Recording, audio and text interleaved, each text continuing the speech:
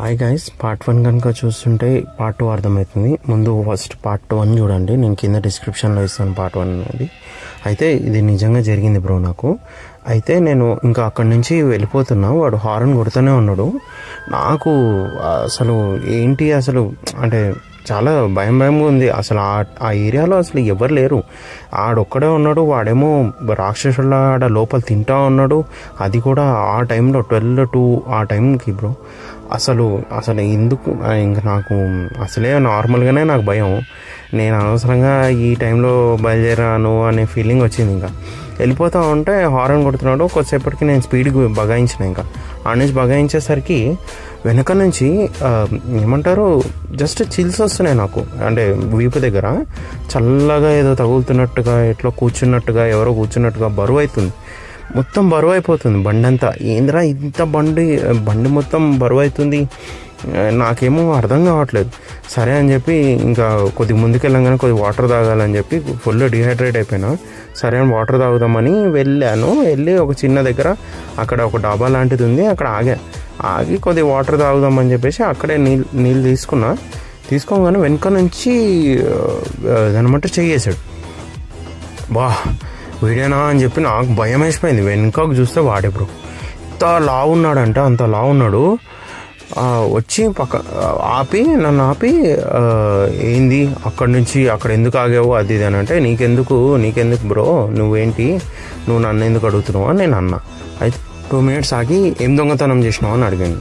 దొంగతనం లేదు, ఏం లేదు, నా బండి బాగాలేదు అందుకని ఆగాను అక్కడ, జర చూసుకొని ఇంకా బయలుదేరాను అంటే, లేదు నువ్వు దొంగతనం చేసినావు అన్నాడు. లేదు అన్న, నేను దొంగతనం చేయలేదు అది అని అంటే, ఇంకా పక్కన పాన్ షాప్ వాడు ఉంటాడు కదా, వాడు కూడా ఏమైందని అడుగుతా ఉంటే నేను చెప్పినా అనమాట, ఇట్లా అయింది అని. అయితే ఇట్లాంటి వాళ్ళు అట్లనే ఉంటారులే అన్న అని చెప్పి కొద్దిగా సైగా చేసిండు అనమాట. సరేలే అని చెప్పి నేను ఇంకా గమ్మునైనా. ఇంకా నేను వెళ్ళిపోతుంటే మళ్ళా రివర్స్లో వస్తున్నాడు వాడు. వచ్చి నీ ప్రాబ్లం ఏంది అన్నాడు. నా ప్రాబ్లం కాదు, అసలు నీ ప్రాబ్లం ఏంది, నా వెంట ఎందుకు పడుతున్నావు, నీకేం కావాలని గట్టిగా అడిగేసరికి ఉండు చెప్తా, నీ పని చెప్తా అని చెప్పి ఇక కారు ఎక్కి వెళ్ళిపోతున్నాడు. ఇక నాకు సర్లే ఇట్లాంటి వాళ్ళు మస్తు మంది తగులుతూ ఉంటారు, మనకి ఎందుకులే అని చెప్పేసి నేను ఇక పోతుంటే అదేదో వెనుక కూర్చున్నట్టు, వాడేదో నాకు ఏదో మంత్రమే చదివినట్టు, ఏదో వెరైటీ ఫీలింగ్స్ వచ్చినాయి ఇంకా నాకు. అంటే ఊరు సైడ్ అట్లా వెళ్తున్నా కదా, అది ఇక్కడ ఏమన్నా దొక్కినానో మరి నాకు అర్థం కాలే. కానీ ఏదో ప్రాబ్లం అయితే ఉంది మొత్తానికైతే. ఇక అట్లా ఆ రోజు మొత్తం ఇక డ్రైవింగ్ ఫాస్ట్గా చేసుకొని ఇంకా నా డెస్టినేషన్ నేను వెళ్ళిపోయిన 2 days కొద్దిగా మంచిగా అంటే నార్మల్గా అనిపించింది. కానీ 3rd day నైట్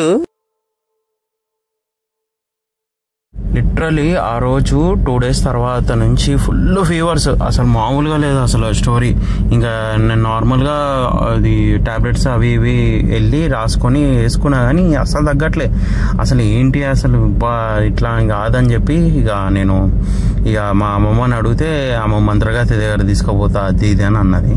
నాకు అవన్నీ నమ్మకం లేమా అంటే, నమ్మకాలు ఉంటే కూడా నువ్వు ఒకసారి వెళ్ళాల్సిందే అది ఇది అని అంటే, సరే అని పోయి తాయెత్తు కట్టుకుందాం అది ఇది అని అంటే పోతే ఇక ఆయన కళ్ళు చూసిండు. ఫస్ట్ కళ్ళు చూసి ఇక నిన్ను ఒక అతను వెంటబడ్డాడు కదా అది ఇది అని అన్నాడు.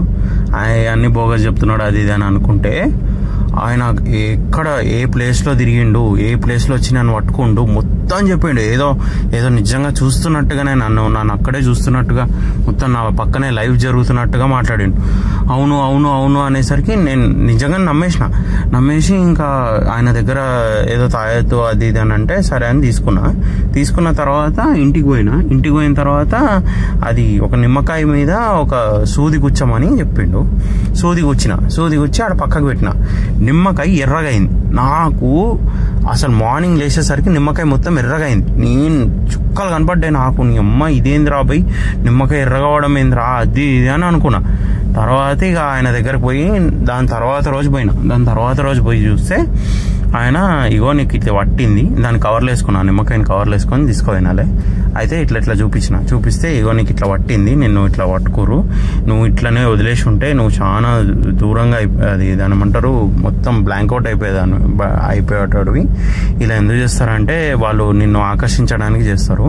ఆకర్షించి ఇంకా నీ ఆస్తులు కానీ ఏమైనా ఉన్నా, నీ పేర్ల మీద ఏమైనా ఉన్నా, నీ బండ్లు కానీ ఏమైనా ఉన్నా కూడా ఇట్లాంటివన్నీ మొత్తం అంతా ఇక లాక్కుంటారు నీ దగ్గర నుంచి. ఇంకా నీకు ఏముండదు ఇక మొత్తం వాళ్ళకి ఇట్లా ఇవ్వాలి, వాళ్ళకి అట్లా ఇవ్వాలి, వాళ్ళు ఇది చేయాలి, వాళ్ళు అది చేయాలి అన్నట్టే ఉంటుంది. ఇక బ్లాక్ మ్యాజిక్ అంటారు. కానీ అమ్మో నిజంగానే చుక్కలు కనపడ్డాయి నాకు ఆ రోజు. అసలు నేను ఎక్కడ దొరికిపోయినా అనేది నాకు అర్థం కాలే. వాడు ఏమన్నా నన్ను ఏమన్నా గుచ్చి రక్తం తీసుకుండా లేదంటే నా ఎంట్రిక తీసుకుండా నాకు అదే అర్థం కాలే. అసలు ఇంతగానం ఎందుకు అయింది అది అనేసి మస్తు భయపడ్డా. అసలు నిజంగా చెప్తున్నా, అసలు ఈ బ్లాక్ మ్యాజిక్ జరుగుతాయని నేను ఆ రోజు నమ్మిన. ఆ రోజు నాకు అయితే చిల్ అవుతుందా, నా భయం అవుతుంది. అసలు ఇంత జరుగుతుందా, ఇట్లుంటుందా, పొజిషన్స్ ఇట్లుంటాయా అని నేనైతే అనుకోలేదు.